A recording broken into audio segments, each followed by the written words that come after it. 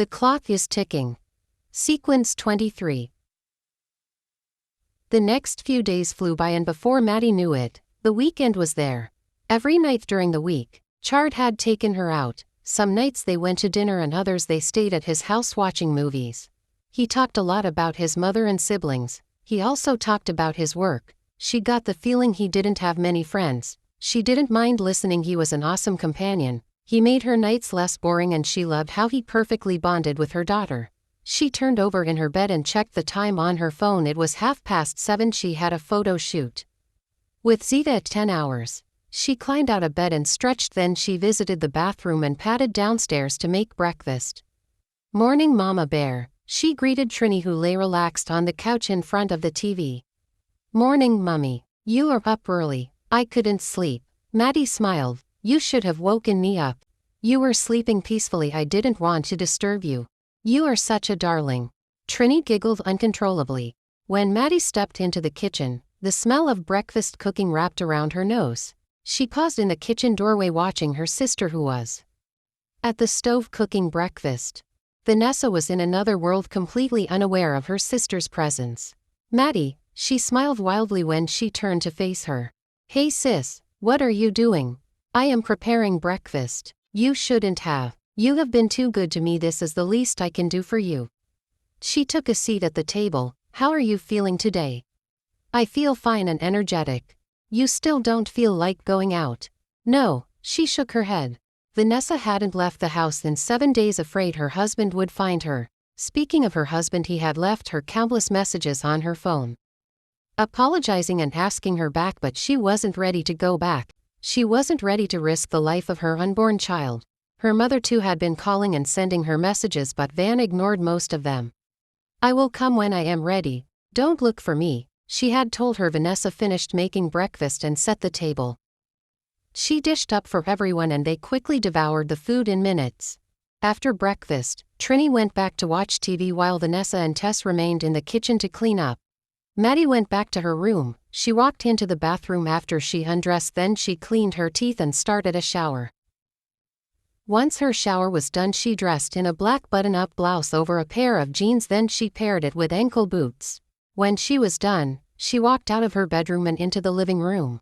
Sitting at the table, she went through her schedule for the coming week. She needed to clear some things off her schedule so she could dedicate time to the maternity series photo shoot with Maya.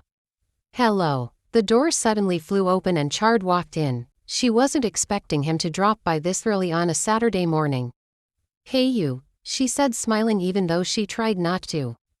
"How are you?" He pulled her close to her and wrapped her arms around her before he kissed her forehead.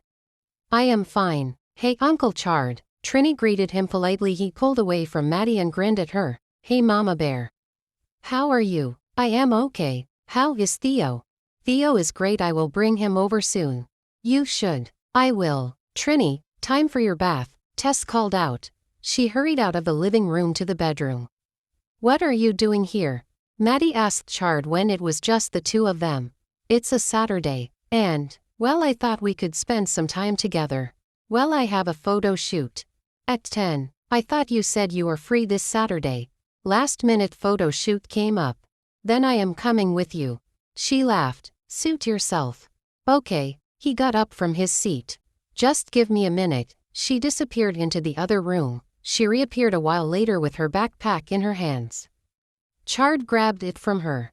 "Shall we?" "Sure." She followed him out of the house. When they got to his car, he helped her inside before he went round and climbed in his seat. Then he turned the engine over.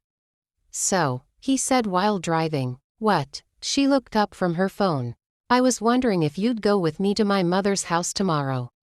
"Really?" "Yes. It's her birthday and we are throwing her a little get-together dinner." "Awesome. So," she remained silent. He waited for her to respond.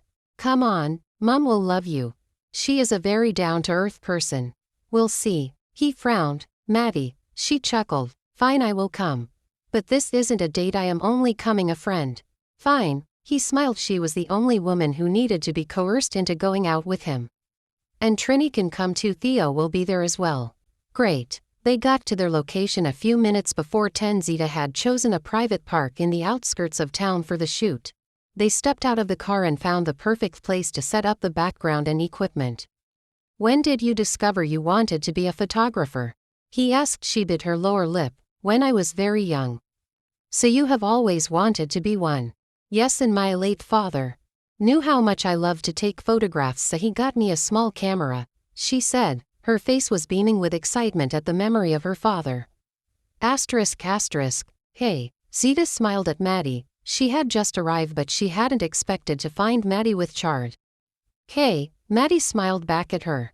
Sorry I am late. It's okay. So Chard, meet Zita, and Zita, this is Chard. Zita extended her hand and Chard shook it. Nice to meet you, she said. Nice to meet you too. Your wife is such a great photographer. It's good to see you support her dream. Wife? Chard asked Maddie, and Chard exchanged glances. Then he turned to look at Zita. Yeah, I am her biggest support system. Ah, she exclaimed. Shall we get started? Maddie asked. Her camera was ready and she was in high spirits. Oh yeah. Zita posed for her first photo. She was smiling wildly, just as Thomas had asked her to. He was standing at the other end of the path, miles away, where he couldn't easily be spotted. He pulled the binoculars up to his eyes and squinted, trying to make out who was there with Maddie. That bastard, he cursed when he saw Chard. This would have been the perfect opportunity to get close to her. Why did he have to come? Chard was beginning to annoy him. He needed to get him out of the way before he ended up ruining his plans. ***.